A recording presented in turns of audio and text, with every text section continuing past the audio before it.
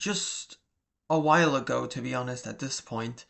Saw UFC 310 wrap up, and it was quite weird, to be honest. Now, I am incredibly late to this, so before we get into this, make sure to like, comment, subscribe. This is going to be quick because of how late I am to this, but yeah, I need to get out my recap of this card and my predictions for Covington versus Buckley right now. So that's why I'm going to be really quick going through this. Now, Kennedy, he almost got it to the second round, and I predicted a second round TKO.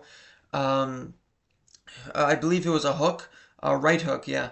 And yeah, it was really good. Almost got it right. Kennedy is looking like a slightly worse Cyril Gahn. And, even Cyril Gahn didn't look that good, but I guess that shows what the skill gap is between ranked and unranked, because Volkov looked insanely good for a heavyweight. Insanely good. And Chase Hooper versus Clay Guida. Now, Chase Hooper, Clay Guida, I mean, yeah, this was basically how the odds suggested. Now, I thought that Clay Guida was going to be able to keep it on the feet more, and I thought that he was gonna maybe gas in the third round a little bit because he is 43 almost, and it didn't quite play out that way. I thought that Chase Hooper was going to get the submission in the third because Clay Guida was going to be more tired due to him having so much mileage with so many fights and so many years as well, but he got it done early. So great job, Chase Hooper. Give him someone in the top 30, I would say. I don't have any names on my mind. I don't have any notable names. Maybe the guy that had a draw with Slava Claus, Vyacheslav Borshiev. He also submitted or TKO'd Terrence McKinney, I believe. That guy who I believe his last name is Sadikov. Maybe I'm wrong about that. Let me actually check that real quick. I know I'm supposed to rush through here because I gotta get another video out soon. But yeah, I just want to know the name. Nazim Sadikov. Yeah, I was right. And yeah, give him Nazim Sadikov. I think that would be a decent grappling match. He's more of a physical grappler. Right? He uses more of his strength, from what I've seen. And by the way, thanks for 2K views on the Vicente Luque MMA Guru reaction. I hope to maybe get some of those viewers onto my own content, but we'll see. And I would also like to remind you guys, though, if you don't like my content as much, I will continue to do more clip channel videos or clips of Guru or maybe some other streamers, MMA streamers, if they allow me to. If they allow me to clip their streams, then maybe I'll do some other ones. Who knows? If Lucas Tracy comes back, I'd love to see. I mean, his live streams. I know that he's back, but his live streams isn't. So if he would like to go back to live streaming, that would be a good sort of clipping content. And back to this, Michael Chiesa. I mean, yeah, he looked pretty decent. I remember that even though I made my prediction before MMA Guru mentioned this, I remember Guru saying that before Chiesa, Colby Covington outgrappled Max Griffin. And I was like, oh, wait a minute. Yeah, I remember that. So, yeah, that just gave me even more confidence that Michael Chiesa was going to get this done. And yeah, he's looking decent. I think that he could do some good things against some other grapplers in the division. I just think that he needs to watch out for Darces because that seems to be his worst submission defense. And Max Griffin, yeah, he did look like he was stuck in the mud. Connor said that for Cowboy, but it's even more true for Max Griffin, I think. Lots of these guys should retire. I think Max Griffin, Clay Guida, Lucas Bursky. Lucas Bursky should be cut, I think, from the promotion. Chris Weidman should retire, and Anthony Smith. I mean, he halfway retired as well, so he knows how well he did. So yeah, moving on. Joshua Van, Cody Durden. Joshua Van was just the way slicker striker. Cody Durden did almost immediately get Joshua Van down, and I did expect that he would try to go in that direction, but I just couldn't see Joshua Van being taken down because we've never seen it in his previous fights. We never seen him get held down, and Joshua Van, he's just way cleaner in his striking, way tighter punches, way straighter. Um, Even the hooks, even all of it, it's just even though he's always the smaller guy, he's kind of like a Demetrius Johnson in the sense that he's just using that lighter man skill, and that's all I know that that's a Lucas Tracy thing, but there is some truth to that. The lighter man skill, he is kind of like a, even though he's fighting in the same weight class, he's like a Demetrius Johnson in the sense that even though he's always going to be smaller than the other guy, he's almost always going to be more skilled. It's just that Charles Johnson surprised him with like a, I think it was a straight punch or maybe it was an uppercut. I know that he finished him with an uppercut, but I don't know if he rocked him with it. I think he rocked him with one punch and then finished him with another, and I think that was the uppercut. But either way, it was just. I believe that was also short notice, maybe. I mean, a lot of Joshua Van's fights are short notice, so and he fights a lot, but point still stands. He's so young. He's probably better than Charles Johnson at this point in his career. I mean, Charles Johnson didn't look that good against. Oh, what was it? Sudmadarchi. I don't know if I'm saying the name right, but Sudmadarchi got finished by Tim Elliott, so and he couldn't even take down him. So I think Joshua Van, if he rematched Charles Johnson, I think he wins that, and I think that he beats a lot of guys in the division. Until he gets to Brandon Moreno or a Steve Erceg, those types of guys who are just better strikers than him, but he or Kai Kara France even, but he is definitely going to become a really, really, really good top five in the division when he's old enough to actually, because he's only 23, to actually compete with them. And yeah, Eric Anders, ya boy, he got it done. Now, Joey was going crazy about this one, and honestly, I kind of like seeing that. Even though Chris Weidman, I like getting my picks right. It is satisfying to see Chris Weidman lose, and it was funny seeing MMA Joey's reaction. He has some of the best reactions with fighters he doesn't like. When fighters he doesn't like lose, he really gloats about it, and it's quite fun to see. But anyway, it was like almost reminiscent to Conor versus Khabib in the second round when Chris Weidman was getting ground and pounded by Eric Anders. It was honestly kind of that similar vibe, and the ground and pound, yes, at the moment it wasn't the best time to stop it, but there was a moment there was a moment 20 seconds before the finish where it could have been finished, and even before then, I think. So there were multiple moments, I think, where it could have been finished even more so than the moment that it did get finished. So I don't have any complaints, to be honest. It would have, if it made it to the third round, it would have been even worse for Chris Weidman, I think. And I don't even know if he would have made it to the stool because he looked like he was just laying there. It didn't seem like he could get up. Maybe it was a slight factor that he weighed more, but that's not an excuse. We're not going to make excuses for Chris Weidman. And Eric Anders, yeah, I mean, he looked quite good. He landed a great head kick in the first round. And aside from the fact that Chris Weidman, it looked like he dropped him. Maybe it was a slip. But aside from the fact that Chris Weidman looked to maybe drop Eric Anders with a sort of hook or uppercut, not quite fully remembering that sequence, but I do remember him dropping him a little bit. Maybe it was a slip more so. It just the punch connected. It created contact, but it didn't really have a lot of power. Either way, it was mostly a clean performance from Eric Anders, aside from that one moment where he might have gotten dropped. Good win from Eric Anders. And hey, I mean, it's a good underdog too. I just thought Chris American, I almost said Chris Weidman, is just not. I just thought he was a better boxer, and he's just not. Although he actually had a few decent boxing exchanges, so I guess I was a little right there, but he did not have an answer for the kicking and grappling.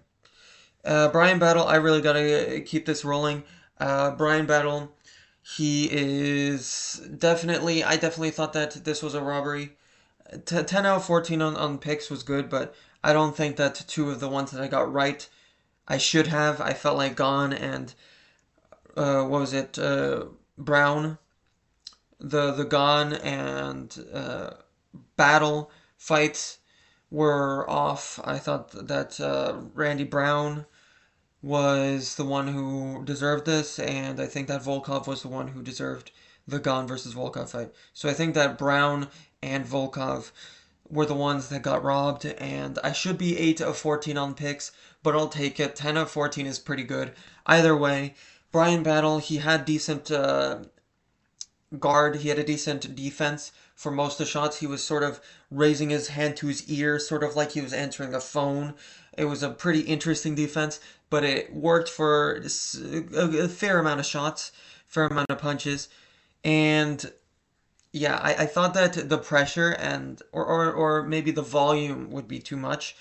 And I think I said that in my prediction video. And then I thought that Randy Brown would sort of fold later on in the round, in the first round. But Brian Battle seemed to have gone on a slower start, maybe due to his weight miss, or Randy Brown was just keeping the distance too much, and so Brian Battle couldn't really engage properly until he got that motivation from his corner where he picked it up in the second and third round. But even still, I think in the third round, Randy Brown really wobbled Brian Battle, and I thought that that should have been enough to win the round.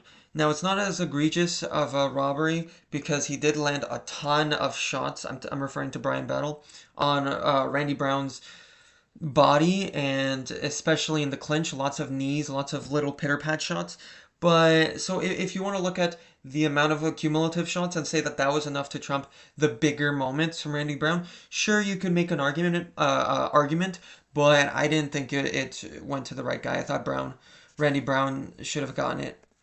And Movsar Evloev, Aljamain Sterling. This was not a robbery. I'm surprised that people were actually saying that. I'm surprised Weasel, for example, was saying that Aljamain Sterling on an initial watch won.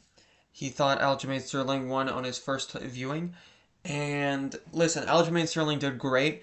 I thought that if he just adjusted a few tiny things, he definitely could have won. I think that he was getting he was looking good, like getting these huge lifting takedowns where he was just lifting Movsar, which is impressive because he was coming down from bantamweight, but uh, he was making a few errors, like accepting at the last 10 seconds of the first round a crucifix position where if he I feel like he didn't need to go in that direction is the point I'm trying to make. There were a few moments where he was like trying to just get out of positions, and he was giving Mofsar better positions, trying to get out of positions that weren't that bad, and he was trying to make moments like the slam for an example, but that just wasn't going to, like, he was making big moments for sure, but if you look at the cumulative of Mofsar, not only did he have decent moments that almost stack up to Aljamain Sterling's slams, for example, but Mofsar was also just outpointing him in almost every exchange, and he was just like I feel like the commentators were doing pretty good here. In Joe Rogan saying, for example, that he in referring to Mofsar Evloev, he was just one step ahead in almost every exchange, and it kind of felt that way.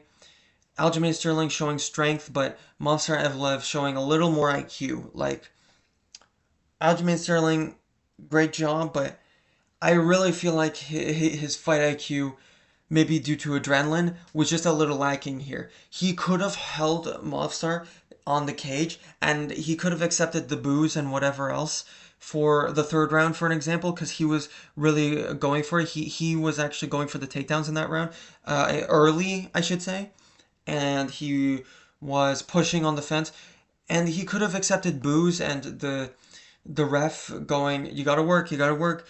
And then he was even doing okay on the feet. So I don't think he needed to go for the takedowns. I think he could have stalled on the fence for as long as possible and then just try and be long and rangy with your combos because Movsar Evlev was kind of disappointing me with his striking. Movsar is always going to be the top three of the division's grapplers. You can't convince me otherwise. He's definitely super, super skilled and high level, but his striking, honestly, I think that aside from the fact that he dropped Arnold Allen, he is not that impressive on the feet, in hindsight. And Vicente Luque, Thiamba Grimbo. Themba Grimbo, I mean, I thought that he'd be able to stall on the cage, similar to what I would have liked to see from Aljamain Sterling. But I mean, Vicente Luque, his hands are too good. And I mean, Vicente Luque was competitive with Jeff Neal, so I should have seen this. But again, hindsight 2020, can't see the future. And of course, it's people were saying a Darce. MMA Guru was like, the Darce Knight, the Darce Knight rises. That was good, but it was an Anaconda, pretty similar, but not quite. Anaconda choke, which his submissions once he gets you there to the ground, it's crazy, and it's crazy how fast he locks up the submissions. Give him a Masvidal fight. That's the one to make. He asked for it. Masvidal in Miami. He didn't have any injuries. He didn't have any cuts. I'm referring to Vicente Luque, and Masvidal wants to return in Miami. Let's make it happen. I'd love to see it. Maybe Masvidal is going to come back better than ever, or Vicente Luque is going to show his second prime once again. Crazy. Crazy good performance. And once again, thanks for the views on that video of Vicente Luque MMA Guru reaction. That was a crazy moment. I'm Dominic Reyes. No, you're not. You are Masked MMA, and you got a prediction right. But it was round 2. Anthony Smith, he's on paper the GOAT, but on paper, he's not retired. So maybe the GOAT's going to make another Lionheart return, showing his beautiful Lionheart skill. I don't know what I'm saying. I'm trying to make a joke about his Lionheart, his on paper GOAT status, but kind of falling flat here. Look, Dominic Reyes, he had really good straight punches. I think people are sort of underrating Dominic Reyes' performance here. He looked very dominant. And I know that Anthony Smith, but I mean, Anthony Smith, he was trying to throw in the first round. He was trying to get the takedown in the second round. He was still trying. Now, I understand that it's Anthony Smith in 2024, so we shouldn't be like, oh, Dominic Reyes, he looked good against such a good opposition. No, but Dominic Reyes outlanded him by like 300 strikes almost, it felt like. It was crazy, and again, it was a bit of a pity stoppage, but I mean, Anthony Smith wasn't going to improve position. He was probably going to throw the towel in at the end of the second round anyway if he didn't get finished. If he didn't get finished, he definitely would have had it called off, or his corner would, because they were like, yeah, there's no chance you're going to make it any further. Dominic Reyes, his straight punches, his uppercuts are awesome. His takedown defense is pretty decent. I understand that his chin is very sus, very suspicious, but he has very good jabs, very good straight punches, very good left hand, very good counters.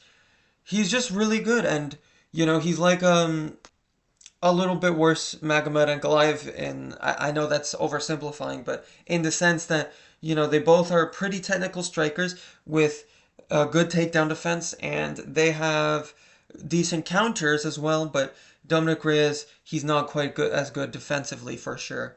So therein lies the difference and the skill gap. I definitely think that he could do some good things, Dominic Reyes. I think that, honestly, he is definitely got a shot to beat a guy like Jan Blachowicz. I know that he's scheduled to fight someone now, but I honestly think him versus Jan Blachowicz in a rematch, he can make some things work, since Jan Blachowicz is probably slowing down in his career. I mean, I understand it was Salt Lake City, but he was beginning to gas against Alex Pereira in the second round, against Alex Pereira. And Doo Ho Choi, Nate Landwehr. Nate, the train is derailed. unfortunately. And Doohoo Choi, the Korean Superboy. Yeah, I mean, this guy really fast. I'm surprised nobody is talking about that in their recap for this. Super, super fast. That's the reason why he looked so good, honestly. I should have picked him. I was considering it, but it's just the three fight losses before he beat Bill Aujo. That was really deterring me from picking him, honestly. And he did have a war against Cub Swanson where he didn't look like he had the greatest of chins, but Nate Landwehr just looked like he was a freaking middleweight compared to Doohoo Choi. Like he looked so slow. I don't understand. Like Nate Landwehr literally looked like the Drickus 2 plus C 2.0. The what is it? What is it? Um Rain de Ritter. That's it. And yeah, he really did. He looked like Rain de Ritter out there without the grappling. Nate the Train, you could see he was trying to get out of the crucifix. He was trying with all his power, or all his muscle, all his strength. But I mean, you can even hear him. He was trying to like motivate himself to get out of that position. He was like, "Ugh, ah." I mean, maybe that was just the cutting shots, the cutting elbows and punches from Doohoo Choi, especially the elbows, but because he had him in a crucifix. That's actually why he got the win. He got him from a crucifix, and it was also, some people would say, a bit of a pity one. I thought this was less so, but yeah, this one was totally domination, and the speed is crazy. I actually worry for Bryce Mitchell if he takes on Doohoo Choi because the speed difference was crazy. I think that Bryce Mitchell would probably win 29-28 because of the grappling, similar to a Dan Ige matchup. But the speed from Doohoo Choi, I think that he's one of the fastest in the weight class, honestly, seeing this.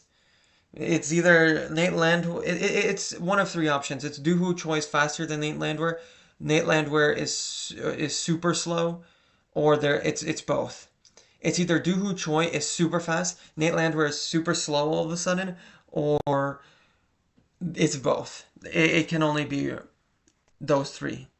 Those three options. And Bryce Mitchell, Quan Gracie. I think I don't have much to say that nobody else has. I think that everybody has already said the key points here. Bryce Mitchell was just clearly winning the first two rounds on grappling. There was a triangle or an armbar that, or even both, that wasn't really there, that Joe Rogan was freaking out about, and we all knew it wasn't there. We were just looking for something in the slightly boring grappling exchanges, and Bryce Mitchell was just winning off of decent ground and pound, nothing too significant. He wasn't giving any opportunities for a triangle or an armbar until that one moment where he was on the cage, but even then that triangle wasn't that in, really, and Bryce Mitchell had the right idea to get out of it. Kron Gracie, then he went to pull guard again in the third round, but in the third round he got slammed. Bryce Mitchell knew he had the finish in his sight, and he threw some ground and pound. It was an elbow, and then I believe it was a left hand. Let me see. Yeah, okay, they were all elbows. I thought I remembered one of them being a punch, but yeah, it was an elbow and then another elbow. So a slam, then an elbow, then an elbow. I remember.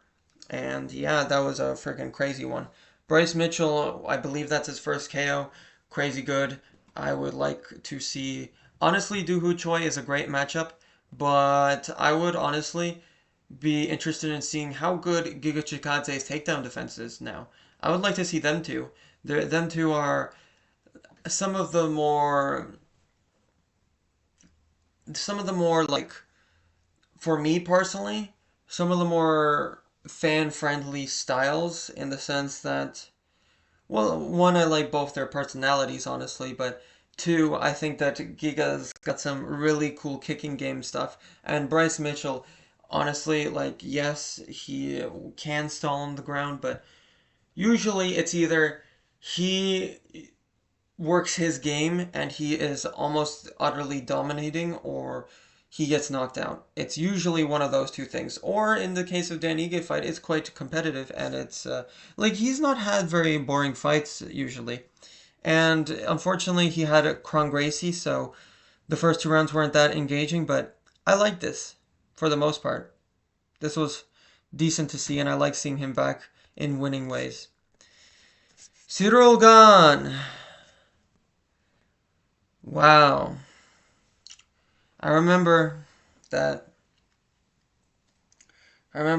people were saying that Volkov, for one, I'm going to go with starting on the less controversial stuff, the more light topic.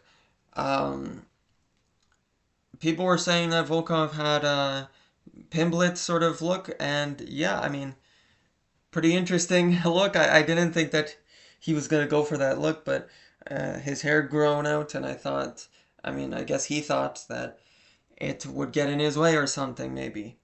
Either way, it's quite funny, and yeah, I think that this was now getting into it. I think it was a robbery. I mean, if you didn't, I'm actually surprised to see that even the people who sometimes say, oh, it wasn't a robbery, actually say it was a robbery. Literally everyone agreed it was a robbery except those two judges. And I haven't seen a single MMA outlet, single MMA YouTuber, single comment on a video. Like, it's pretty unanimous with this one. Volkov, and I want to say one thing, actually. This is the controversial thing. I did actually have something slightly controversial to say. I do think that the third round was the clearest round for Volkov. People were saying, some people, the reason why it might be controversial is because some people were saying that that was a round that Gane got. That was a round that Gane got, some people were saying. Cyril Gane. Well, I don't know what you guys were seeing for those of you who were saying that. Or for some of you guys who were even saying that it was close, that round. I mean, aside from the Kimura, I think that's how you say it. Aside from that submission attempt there from Cyril Gane, he literally landed nothing. And that Kimura wasn't even really a submission. That wasn't really in. There wasn't really a... It wasn't really an in submission. Volkov wasn't in any threat. While Volkov had the top, he was on top. He had many more pitter-patter shots in that round. He like tripled or quadrupled the strikes that Gane had in that round. It was crazy. He was on top the entire round. Even if you want to be one of these weirdos who likes control time, okay? Volkov had that by like 4 minutes. I don't see how anyone could score round 3 or even say it's competitive for Gane. And I think that Volkov, if Gane isn't able to get the Tom fight, if he isn't able to with his injury, with his toe, that he said that he kicked Volkov and his toe shattered or something, if he isn't able to get the Tom fight soon, I think they might give it to Volkov. Because, I mean, Jailton Almeida's the only other real option in my opinion, because you have Curtis Blades now announced to fight some guy coming off of Rizvan, I think his first name is. He is coming off of the Contender Series with a good win, but he is a unranked guy and he is debuting against Curtis Blades. I don't understand and I am confused by that, but that means that Volkov can't rematch him. I mean, we saw that he's more skilled, more improved than Cyril Gane. I loved the spinning back fist, but it just sucks that he got robbed. It really does. Big Paddy Pimblett, for once, doesn't get the robbery. Interesting. Very interesting. And I say that because, I mean, Paddy Pimblett, the lightweight Paddy Pimblett, doesn't seem to get any losses when it goes decision. Moving on. Ian Chado Gary. The Chado. I was so close to getting this right. I just think that Ian could have been more active in the first 2 rounds. And I was so hyped for him when he got that choke almost. Now look, I'm not a big fan of Gary, and I wouldn't even call myself a fan at all really, but I like rooting for underdogs. I just do. And he was that in this fight. Now, Shavkat, I actually still think he's going to beat Bilal. because I think his knees to the body are going to be devastating. I don't think that he will get taken down very easily. I think he has a good takedown defense. And I think that Rachmanov is just bigger, younger, more powerful. The only problem is the pace, and Rachmanov isn't a good striker that much. He does have good. He did land a good right hand. He did land a few um, powerful shots from range, which Ian Gary didn't expect. Seems like Shavkat Rachmanov was more confident early to land the big shots because they were both kind of just feeling each other out, testing the range. And Shavkat definitely has some good power and all that, so I'd still pick him against Bilal, and he's coming off of an injury, and Shavkat Rachmanov fought sooner than him. But yeah, Ian Gary almost getting the sub. If Bilal gets that position, it is worrying, 100%. And the pace is worrying, but Ian is just really good. Although I do think that he would lose to Michael Morales, but that's a bit of a hot take. I know that me even picking Gary was a bit of a hot take, but this is so close. So close. Usually. I am so close with these underdogs lately. And we have Pantoja versus Kaya Sakura.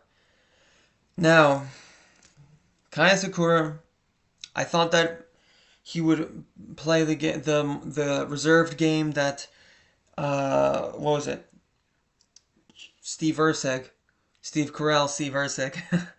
I thought he would play the more reserved game that Steve Erceg played in the fight between him and Pantoja, trying to play a bit of the long game, and then in the third round he lands a bit of a hard shot against Pantoja, or maybe even the second round. But no, he just went all out in the first round, and that's why he sort of revealed his cards too quick, his knees. I mean, maybe if he let Pantoja settle in too much, then he would have already been expecting it, and then Kai would have also risked getting taken down. But I'm just explaining why I thought it would be around 4. I thought he would be sort of jabbing and jabbing, and he would save his knees for the perfect occasion since he knows that the knees are his best weapon. I'm surprised to see him only ranked number 14 with that one. I thought that he would be ranked at least in the top 10. I thought that maybe ahead of Steve Erceg. Steve Erceg's ranked number 9, I believe. Something around there. No, wait, I just remembered. Minacap's number 9, so maybe he's number 8 or 10 or something around there. Either way, I thought that Kaya Sakura, because of the fact that his first knee he landed it on Andre Pantoja was so loud, and it seemed like he hurt Pantoja in 1 or 2 moments. I thought that, people were going to give him a little more credit, even though he hasn't gotten a win in the UFC. He was given an immediate title shot, and I do think that because of that, he should have been ranked a little higher. Either way, Pantoja definitely has pound for pound top 3 chins of all time. I don't know which ones I would rate higher. John Jones is up there. Another one that comes to mind is Max Holloway, but his just got KO'd. He's out of it. The Chad Deporia took it, although he's acting like a bit of a weirdo lately with his antics, whether he's going to move up or stay in his own weight class. It's very odd, very weird. I don't know what he's doing. He's not doing what I thought that he now that he accepted Holloway, I thought that he would. I'm going on a rant about a fighter that's not even involved in this card, but I saw the news that he was going to try and fight Oliveira. He's not even doing what I thought he would, which was now that he fought Max Holloway, now that he's actually fighting contenders, he's going to continue to do so because there was this idea that he was ducking Max Holloway, and I think that he was just. Initially, I thought that he was just trolling. He was just trying to get hype. He was just doing this and that because he wanted the fans to sort of be polarized with him or against him, either way. And I thought that that's what he was doing with the Max Holloway one because we all knew that Max Holloway was going to be his next one because he was undeniable, really. And everybody was talking about that fight. But now he's talking about moving up to fight Charles Oliveira, but then he won't vacate the belt. Very weird stuff from him. So very sidetracked, but my point stands. I think that Holloway, Pantoja, Jones are probably the best chins in the UFC. And Pantoja, I don't know what it'll take, but something will. Just a matter of time for this kind of a style that Alejandro Pantoja will eventually get dropped. I mean, it's a Davidson Figueiredo, right? MMA Che is definitely right on that. He's definitely on the money with that one. And yeah, I think that it would take a Davison Figueiredo, but he is going to be drained with a weight cut if he goes back down. So at this point, I don't know who beats Alejandro Pantoja. It'll probably have to be some sort of a 35-year-old curse type of situation, 36-year-old maybe, because his chin might still hold up. Who knows? Very good performance. That was my UFC 311 breakdown, 310 actually. And I will break down UFC Covington versus Buckley Fight Night in Tampa. Thank you so much for watching. Like, comment, subscribe. Masked MMA out.